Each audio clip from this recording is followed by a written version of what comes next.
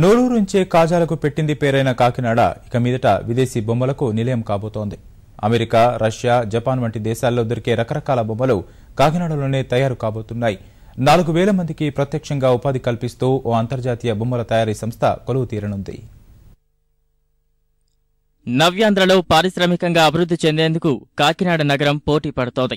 డిస్నో, హోస్బ్రో, ఆల్డీ, సీమాస్ట్, డీలార్ట్స్, బాంటాస్ వంటి అంతర్జాతీయ స్థాయి బొమ్మలను తయారు చేసే సాఫ్ట్ టాయ్స్ సంస్థకు కాకినాడ ఆతిథ్యమివ్వనుంది.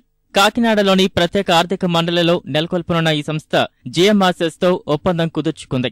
దాదాపు 50 కోట్ల రూపాయల పెట్టుబడితో ఈ బొమ్మల పరిశ్రమ రూపుదిద్దుకోనుంది. కొత్త మూలపేటలో సంస్థ నిర్మాణ పనులు వేగంగా సాగుతున్నాయి. ఈ కంపెనీ ద్వారా సుమారు 4,000 మందికి ఉపాధి లభిస్తుంది. కంపెనీలో మహిళలకు అధిక ప్రాధాన్యమిస్తున్నారు. తొలిదశగా 500 మంది మహిళలను ఎంపిక చేసి బొమ్మల తయారీ పరిశ్రమలో పనిచేసేందుకు శిక్షణిస్తున్నారు. ఈ టాయ్స్ కంపెనీ కనుక వస్తే కనుక లేడీస్ అందరికి చాలా యూజ్ఫుల్ గా ఉపయోగపడుతుంది. లేడీస్ ది స్టిచ్చింగ్ కాబట్టి అండి, ఇంట్లో ఎలా అయితే ఫ్రీగా కుట్టుకుంటున్నారో అలాగే కంపెనీకి వచ్చి కుట్టుకుంటారండి. దానివల్ల ఇన్కమ్ బాగుంటది. వాళ్ళ పిల్లల్ని అందరినీ బాగా చదివించుకోవడానికి కూడా ఫైనాన్షియల్ గా బాగా ఉపయోగపడుతుందండి ఈ కంపెనీ.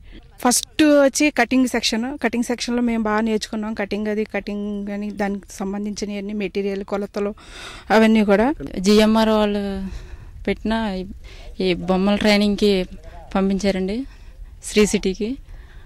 అక్కడ బొమ్మలు తయారు చేయడం నేర్చుకున్నామండి. అన్ని సెక్షన్లో నేర్చుకున్నాం. మొత్తం అన్ని ట్రైనింగ్ అయ్యాం.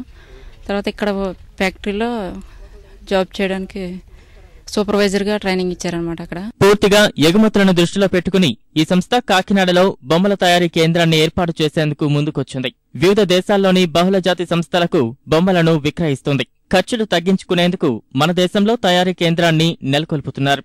ఈ సంస్థకు భారత్లో ఇప్పటివరకు 2 తయారీ కేంద్రాలున్నాయి. కాకినాడలో ఏర్పాటు చేయబోయేది 3వ కేంద్రం. ఈ ఏడాది జూన్ నాటికి యూనిట్ నిర్మాణాన్ని పూర్తి చేసి బొమ్మల తయారీని ప్రారంభించాలనే ఆలోచనతో సంస్థ సన్నాహాలు మొదలుపెట్టింది.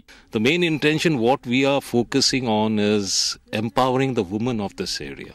By 2016 we should be focusing somewhere on 4,000 people or so. Initially we have started the training center. That will be operational by April 1st. And 90% of our products most probably are into exports.